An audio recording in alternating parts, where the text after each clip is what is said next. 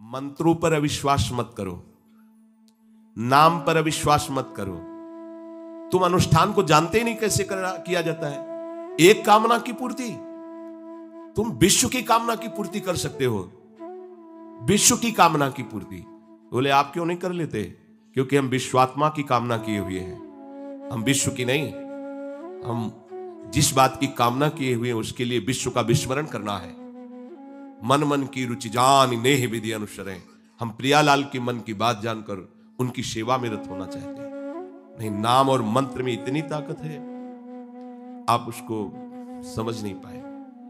आप विचार करके देखिए, जब कोई पवित्र अनुष्ठान कोई राक्षस करता था तो बहुत पहले से ही वो मदिरा त्याग देता था, मांस खाना त्याग देता था, दूसरे की निंदा करना त्याग देता था, अपवित्रता का त्याग कर देता। परम पवित्र ऋषियों की तरह होकर वो तब अनुष्ठान करता था। यद्यपि वो जगत विनाश के लिए अनुष्ठान होता, पर उसके लिए भी पवित्रता की ऐसी आवश्यकता थी। अब आप बेविचार करो, शराब पियो, मांस खाओ, गंदे आचरण करो और बोलो हमने राधा राधा कहा लेकिन काम नहीं बना। वो बोल रहे थे कि कितना भी बड़ा संकट हो, फिर बोल रहे हैं। अगर भयानक से भयानक विपत्ति को ऐसे न नष्ट कर दे तो बता देना, कृष्णाय वासुदेवाय हरे परमात्मने प्रणतः क्लेशनाशाय गोविंदाय नमो। इसका जप करो और जब तक तुम्हारा काम पूरा ना हो जाए ब्रह्मचर्य से रहो। झूठ मत बोलना, मदिरा मत पीना, मांस मत खाना, और ना काम हो जाए तो मैं बताना कि भारी से भारी विपत्ति का नाश करके भगवान श्री कृष्ण का आश्रय उसे ऊंचे उठा देगा, इस जगत की धरा से उठा देगा। विश्वास नहीं? आप मदिरा पियो, मांस खाओ, बेविचार करो, सोचो 1-2 लाख महात्मा को दे देंगे, हमारी कामना पूर्ति हो जाएगी। बिल्कुल भूल में मत रहना। आपको संशय होता है नाम पे, संशय होता है मंत्रों पे, संशय होता है शास्त्र के विधान पर। आप चलते हो शास्त्र विधान से? कहां चलते हो? अरे हम जब कह रहे कोई राक्षस भी अनुष्ठान करता था तो वो इन नियमों का पालन करता था। इतना अनुष्ठान में कि मेघनाथ को पैरों से मार रहे हैं बंदर भालू, पर ना मंत्र छोड़ रहा है, ना हिल रहा है, ना उनकी तरफ देख रहा है। इतना सहनशील होना चाहिए अनुष्ठान के लिए। किसी कामना की पूर्ति के लिए सांगोपांग अनुष्ठान करो, भला कामना की पूर्ति ना हो जाए? नहीं। आप शास्त्रों में पढ़ के देखो, संतान उत्पत्ति के लिए कैसे व्रत, पयोव्रत का कैसे अनुष्ठान किया। पवित्र रह करके इतनी इतनी मात्रा में ये आहार लेना है, इस मंत्र का जब भगवान गर्भ में आ गए। क्या चाहिए तुम्हें? भारी से भारी विपत्ति को दूर करने के लिए आर्त भाव से पुकारो भगवान को। तुम्हें धनी बनना है, अनुष्ठान कीजिए।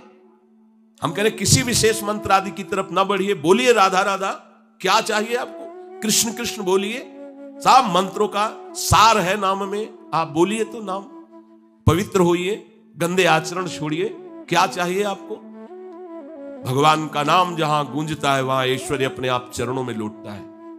अब छल कपट करो, हिंसा करो, गंदे आचरण करो, सोचो हम बहुत बड़े धनी बन जाएं, तो दुष्कृति का फल दरिद्रता और दुख होता है। सुकृत का फल ऐश्वर्य और सुख होता है। अब लगाओ तुम कांटेदार वृक्ष और चाहो कि हमको रसीला फल प्राप्त हो, तो इसे मूर्खता ही कहते हैं। फिर दोष देता है काल, कर्म, ईश्वर को, शास्त्रों को, मंत्रों। अरे कुछ नहीं, नाम मंत्र में जरा सी भी अनुष्ठान में त्रुटि हो जाए तो उसका फल बदल जाता है। आप कहां अनुष्ठान कर रहे हैं? कौन सा अनुष्ठान कर रहे हैं? सबसे पहला नियम अनुष्ठान का होता है पवित्र आचरण, ब्रह्मचर्य, सत्यवाद, पवित्र भोजन, संयम से। कोई भी अनुष्ठान कर, किसी भी विषय का अनुष्ठान करके देखो, अभी हो जाएगा।